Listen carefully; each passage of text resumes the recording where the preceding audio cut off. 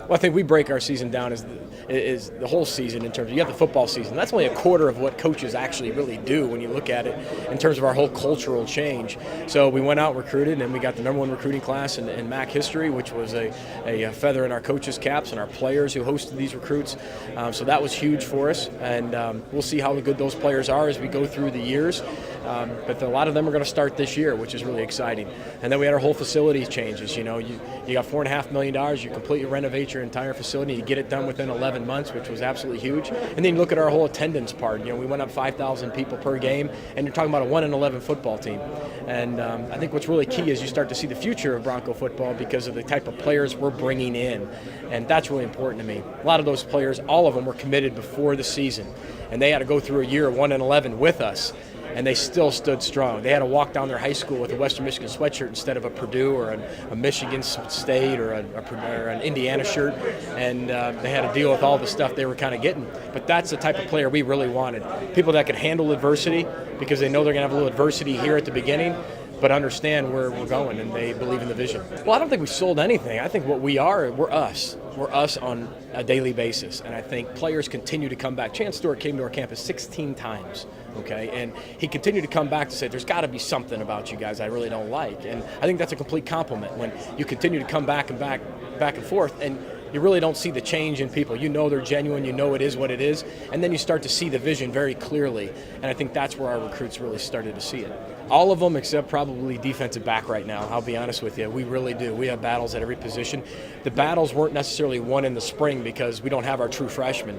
We're probably going to play 14 true freshmen this year, which puts us at a disadvantage if you look at it from an outside perspective, that we're just younger, we're youth, we've got the future's really bright, but this year could be rough again. But I look at it as optimistically that, hey, these guys don't know how good they really are.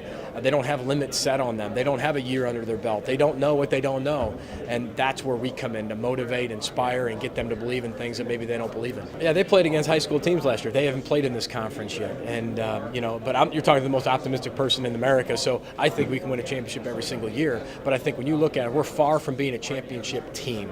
And I think that's where we're building to, we're trying to get to. Can you win a championship by not being a championship team? Sure, you can squeak one out and surprise people, but I think we're still some years away from being that overall team champion that can go year in and year out and continue to stay at the top. We're Midwest, and the heart of the Midwest is where we want to be. And we've continued to do it. That's my philosophy. That's what I want. And that's what I was a part of when I played at Northern Illinois. Joe Novak turned that program around with Midwest, Illinois, Michigan, Ohio, Wisconsin, Indiana, Iowa kids, Ohio kids, and that's what we really need to be able to do. And that's my philosophy. And right, wrong, or indifferent, it's my philosophy and our philosophy as a coaching staff, and that's what we're going to build on. I don't blame them. I mean, we actually probably should be 6th. To be honest with you, well, they beat us last year. So, I mean, we really don't deserve to even be 5th, I don't think. But, again, they're all preseason rankings for a reason. I think our players will understand that. But, like I said, I don't even think we deserve to be 5th, and I don't blame them whatsoever. I think when you look at the whole, I think that's on offense, that's where we need to be able to continue to get better. Corey Davis is, the MAC freshman player of the year. He's returning as a sophomore. But we don't even have a senior in the wide receiving core right now. Like I told you before, we got 10 seniors on our football team, 14 juniors. Everyone else is underclassmen, which is 75% of your team is a sophomore or a freshman. But I really think our offensive line has done a tremendous job. And you got Willie Beavers, you got Jimmy Kristoff, Taylor Moten. And then I think there's 2 spots up for grabs for true freshmen to go take.